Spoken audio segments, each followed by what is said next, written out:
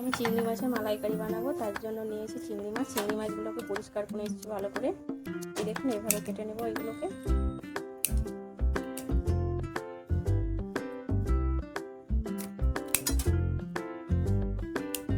কেটে নেব।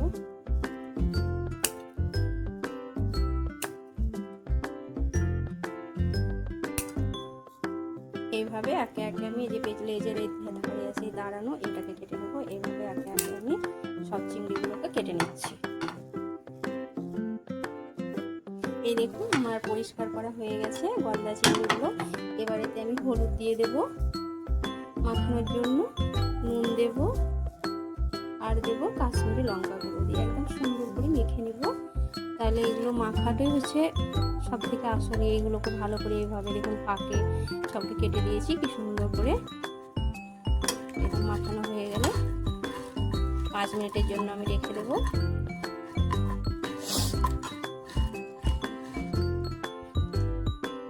এই দেখুন, আমার মাখা রেডি হয়ে গেছে। এভাবে মেখে নেবেন।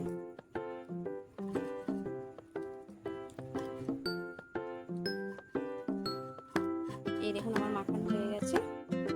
কড়াই গরম হয়ে গেছে। এবার আমি সরষের তেল দিয়ে দিব চিংড়ি মাছগুলোকে ভাজার জন্য। এই দেখুন, তেল আমার গরম হয়ে গেছে। একে একে আমি চিংড়ি মাছগুলো দিয়ে দেবো। বেশি ভাজবো না চিংড়ি মাছগুলো, 30 সেকেন্ড মতো ভাজবো। চিংড়ি মাছ বেশি ভাজলে স্বাদ থাকে না বেশি। কালারটা মানে একটু কালার হয়ে আসবে।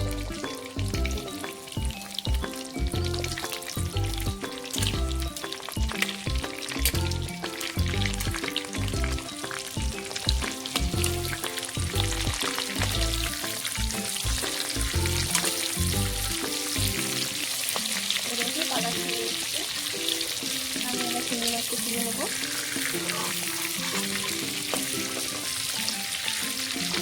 সুন্দর গন্ধ বেরিয়েছে।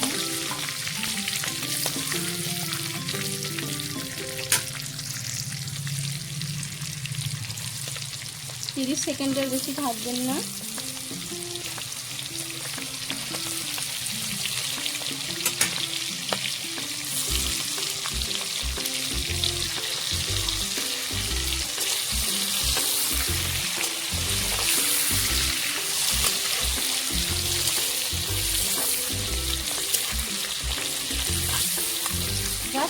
কালার আসা অবধি অপেক্ষা করতে হবে।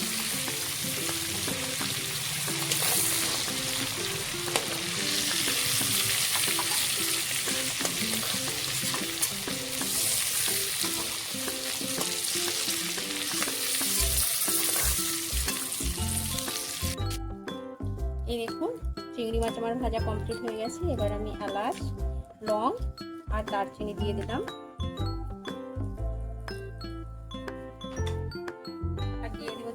একটা তেজপাতাকে ভাগ করে দিয়ে দিলাম। অল্প আঁচ কমিয়ে দিয়েছি। এবার দিয়ে দেব পেঁয়াজ বাটা। এই দেখুন, পেঁয়াজ বাটা দিয়ে দিয়েছি।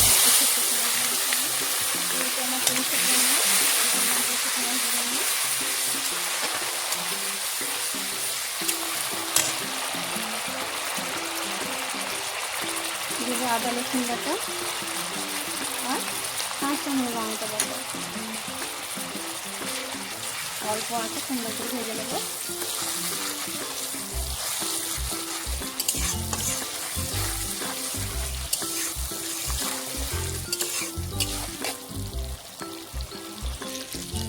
পেঁয়াজ কষানো হয়ে গেছে।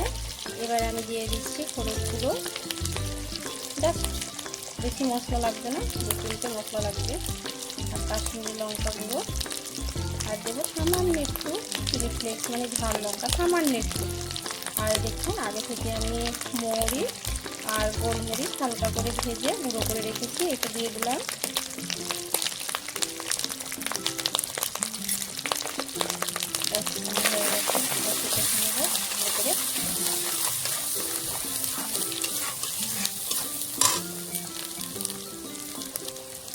এবারে দিয়ে দিচ্ছি এই দেখুন পোস্ত আর কাজুকে আমি একসঙ্গে বেটে দিয়ে দিচ্ছি।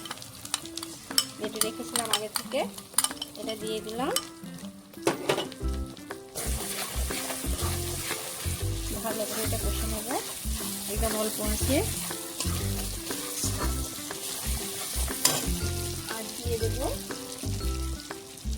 টক দই আর মালাই নিয়েছি আমি ঘরে, দুধের সর থেকে মালাইকে ফেটে সুন্দর করে এগুলো দিয়ে দেবো 2 চামচ।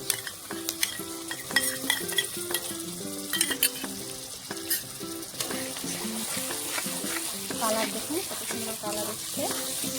চিংড়ি মাছের মালাইকারি করবো, অথচ মালাই দেবো না, তাই বললে হবে, মালাই দিতে হবে অবশ্যই। একদম ভেজে আছে, এগুলোকে আমি নষ্ট করবো না, এগুলো সামান্য একটু পানি দিয়ে এগুলো দিয়ে দেবো।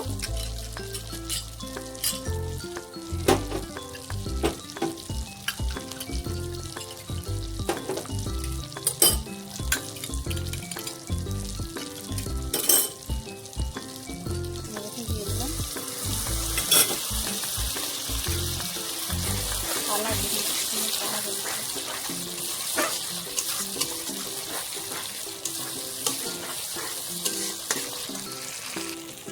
এর নুন চেখে দেখছি, সামান্য আর একটু নুন লাগবে, যেহেতু আমার চিংড়িতে নুন দেওয়া আছে।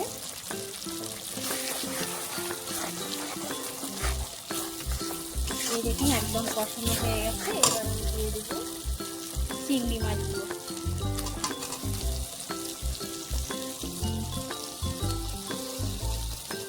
চিংড়ি মাছের এই তেলটা ফেলবেন না, এটা বেশি সুন্দর টেস্ট, এবং স্বাদ লাগবে।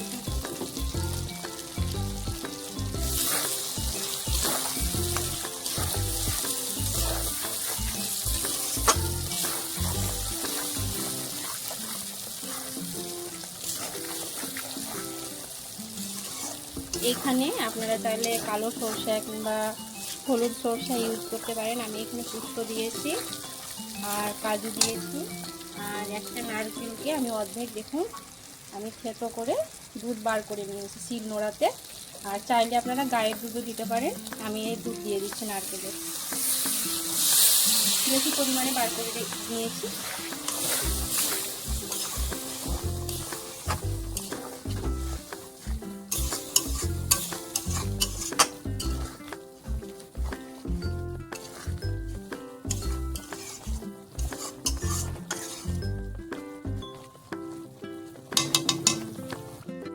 এই দেখুন আমার কমপ্লিট হয়ে গেছে। ওপর থেকে এবার গরম মশলা ছড়িয়ে দেবো।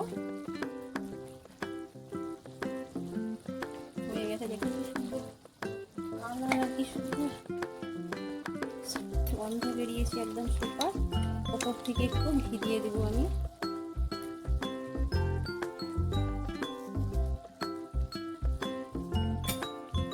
ঢেলে দেবো একটু।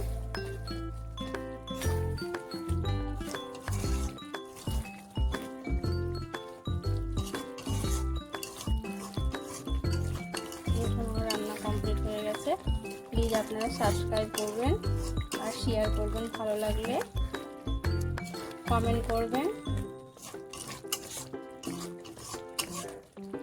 আর লাইক করবেন ভালো লাগলে প্লিজ। কি সুন্দর হয়ে গেছে।